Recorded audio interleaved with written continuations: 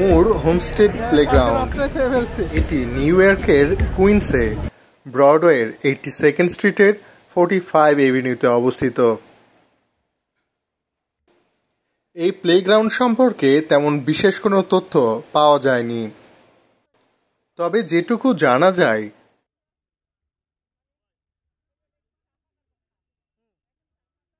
1600 সালের মাঝামাঝি সময়ে রেভারেন্ড জন মুর তার পরবর্তী প্রজন্মের জন্য প্রায় 80 একর জমি দান করে যান বা ব্যবস্থা করে যান। রেভারেন্ড মুর ছিলেন এই শহরের প্রথম মন্ত্রী। তিনি 1952 সালে মেসপিসেস উপজাতির সাথে শান্তিপূর্ণভাবে নিউ টাউন এলাকাটি কেনার জন্য দায়িত্বপ্রাপ্ত ছিলেন বা ভারপ্রাপ্ত ছিলেন। ক্যাপ্টেন স্যামুয়েল মুর 1645 থেকে 1717 এর মধ্যবর্তী কোনো সময়ে এখানে একটি ঘর নির্মাণ করেন এবং পরবর্তী সময়ে এই সম্পত্তিগুলো তার পরবর্তী প্রজন্মের কাছে হস্তান্তর করা হয়। পরবর্তীকালীন সময়ে মুর রাজ সাম্রাজ্যের প্রতি অনুগত ও বিনয়ী ছিল।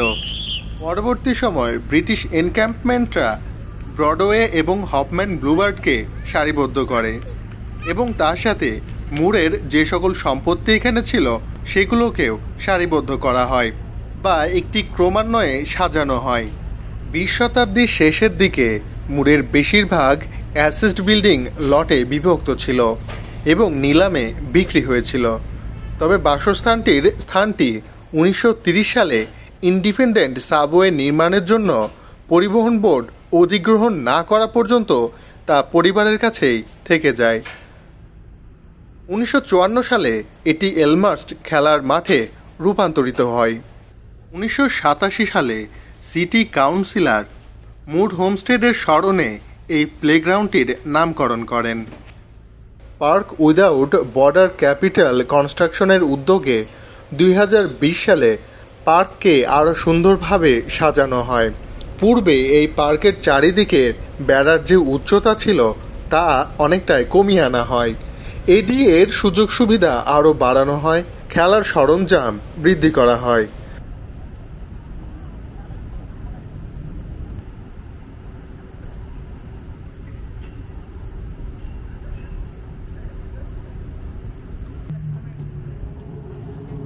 এখানে খেলার জন্য রয়েছে বেশ কিছু সরঞ্জাম, রয়েছে দোলনা শিশুদের জন্য এবং বড়রাও এটি ব্যবহার করতে পারে। আর নিচে ম্যাট দেওয়া আছে যাতে করে শিশুরা বা যে কেউ যেন পড়ে গেলেও ব্যথা না পায়।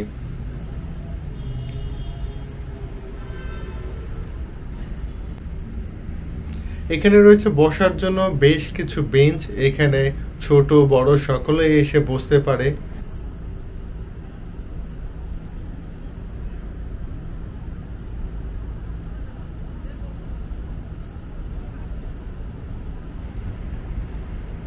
শিশুদের জন্য বেশ কিছু খেলনার ব্যবস্থা করা আছে, শিশুরা যেন খেলতে খেলতে অনেক কিছু শিখতে পারে সেজন্য বিভিন্ন ধরনের খেলনা যেমন ড্রাইভিং, ঘড়ি বা পাজেল এই টাইপের বিভিন্ন খেলনা এখানে আছে।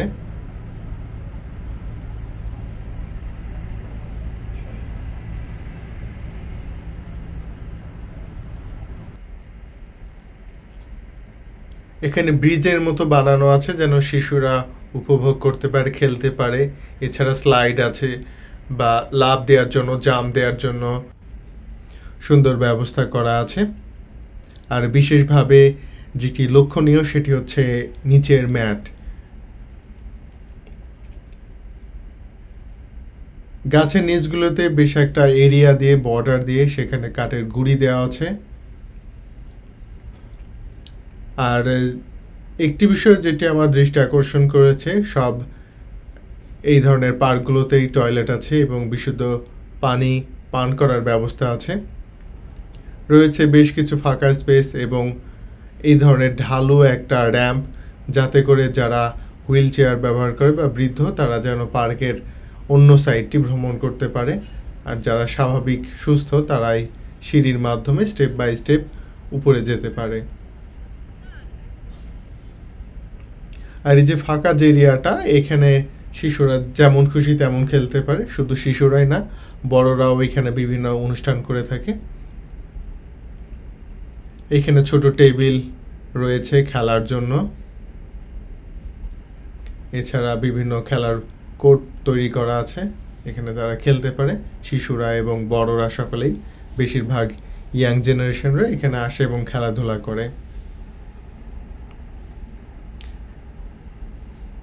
এবং এর এরিয়ার একদম শেষের দিকে লক্ষ্য করবেন বড় নেট দেয়া আছে বেশ উঁচু করে, যাতে করে বল বাইরের দিকে পড়ে না যায়। আছে ফুল গাছ এবং বিভিন্ন ধরনের গাছ।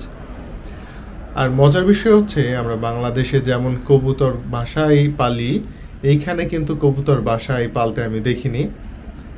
কবুতরগুলো খোলা জায়গাতেই থাকে, ওরা নিজেদের মতোই থাকে, নিজেদের খাদ্য নিজেরাই সংগ্রহ করে, যেমনটা অন্যান্য পাখিরা করে। তবে এইখানে দেখেছি বিভিন্ন মানুষদেরকে যারা কবুতরদের খেতে দেয়। বেশিরভাগ পার্কগুলোতে গেলেই দেখবেন যে অনেক কবুতর একসাথে খাওয়া দাওয়া করে বা একসাথে সময় কাটায়। এটা প্রকৃতির একটা সৌন্দর্য হিসাবেই এইখানে রাখা হয়েছে। কেউ এই কবুতরগুলোকে বিরক্ত করে না এবং কেউ ধরেও নিয়ে যায় না এদের মাংস খাবার জন্য।